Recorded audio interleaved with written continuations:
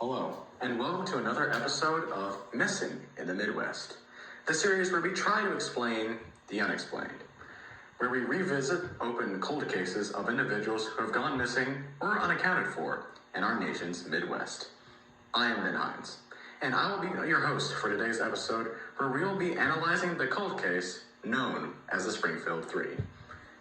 It has been nearly 31 years since three women vanished without a trace from their home in Springfield, Missouri, and their loved ones and community are still searching for answers.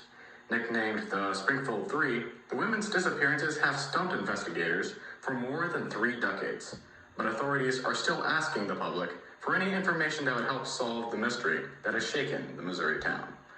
With the assistance of the FBI, the Missouri State Highway Patrol, and numerous other law enforcement agencies, an extensive investigation into the lives of the missing women has been conducted with no positive leads concerning the reason for their disappearance or their location. The story we have for you today begins on June 7th, 1992, when Cheryl Levitt, her daughter Suzanne Streeter, and friend Stacy McCall disappeared from Levitt's home. Suzanne and Stacy had returned to Levitt's home to spend the night after attending graduation parties, the 9th of June 6th.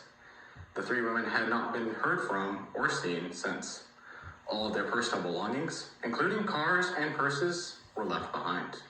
There were no signs of a struggle except a broken porch light globe. There was also a message on the answering machine that police believe might have provided a clue about their disappearances, but it was inadvertently erased. During this time, cases of kidnapping and murder were rare in Springfield. Unlike today, true crime television shows, movies, and podcasts weren't prevalent. The idea that the women were missing at this time didn't cross any minds. In a society saturated with stories about missing women and children, it can be difficult to remember that in 1992, this wasn't the case.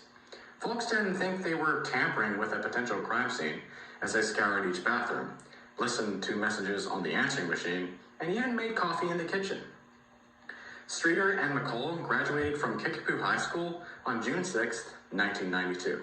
They were last seen at around 2 a.m. on June 7th. When they were leaving the last of the few graduation parties they had attended that evening.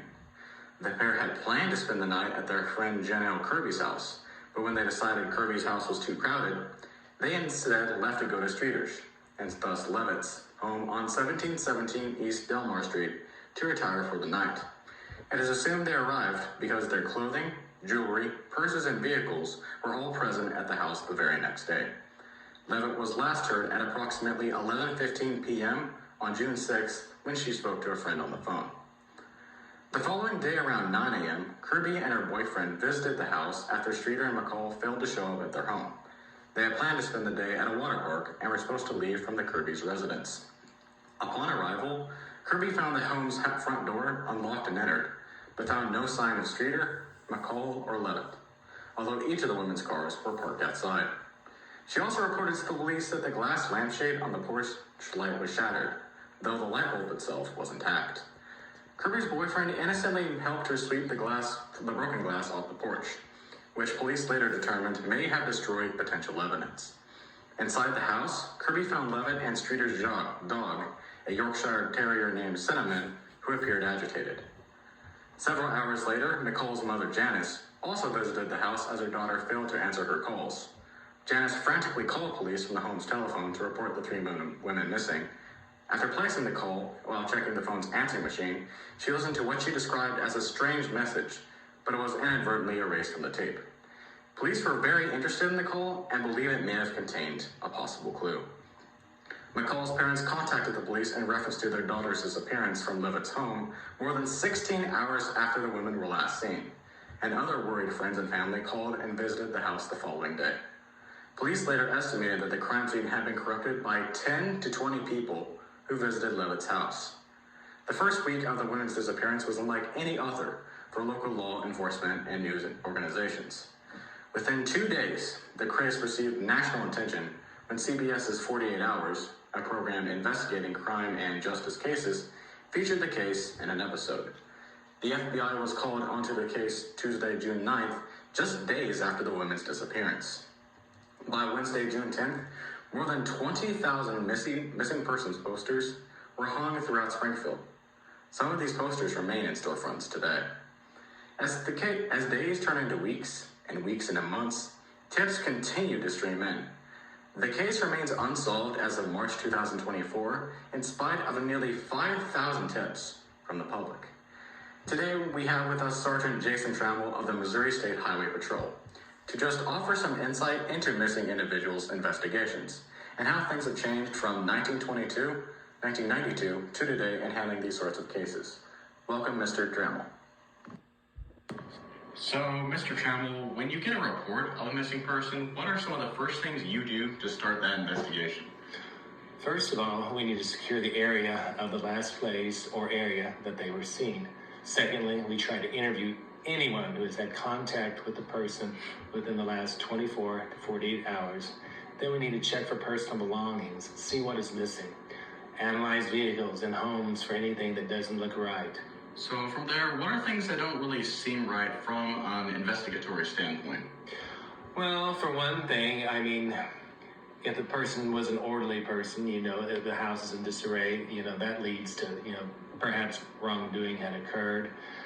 Things that they would normally take with them, if they are still there, that is, a red light right there that something's not right here.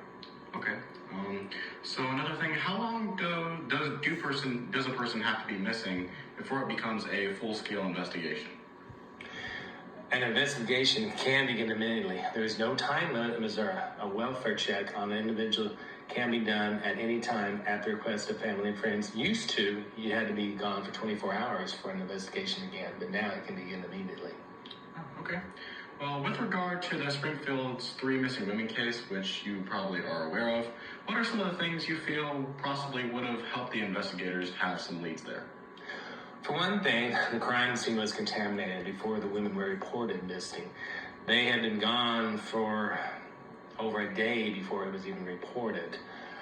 Secondly, tampering and erasing of messages on the answering machine had happened. And taking DNA samples would have been useful, but back in the early 90s, that was the early infancy days of DNA, and they didn't really know the potential that it could have. So, final question. So, how does a cold case like this continue to stay at the forefront of law enforcement investigation, even after more than 3 decades have passed? Well, for one thing, family would not let it be forgotten. Stacy Nicole's mother, Janice, she has always pushed, for what happened to her daughters. This case had so much media attention back in the day because it was so strange that 3 women could just disappear without a trace and nothing was ever found. And that has haunted our department for years and years, and we will continue, to look and see if we can find anything. Well, Mr. Trammell, thank you for your time today. You're welcome. 31 years since 3 women vanished without a trace from their home in Springfield, Missouri, and their loved ones and community are still searching for answers. Nicknamed the Springfield 3, the women's disappearances have stumped investigators for more than 3 decades, but authorities are still asking the public for any information that would help solve the mystery that has shaken the Missouri town. With the assistance of the FBI, the Missouri State Highway Patrol, and numerous other law enforcement agencies, an extensive investigation into the lives of the missing women has been conducted with no positive leads concerning the reason for their disappearance or their location. Okay. Well, with regard to the Springfield's 3 missing women case, which you probably are aware of, what are some of the things you feel possibly would have helped the investigators have some leads there? For one thing, the crime scene was contaminated before the women were reported missing. They had been gone for over a day before it was even reported. Secondly, tampering and erasing of messages on the answering machine had happened. And taking DNA samples would have been useful, but back in the early 90s, that was the early infancy days of DNA, and they didn't really know the potential that it could have.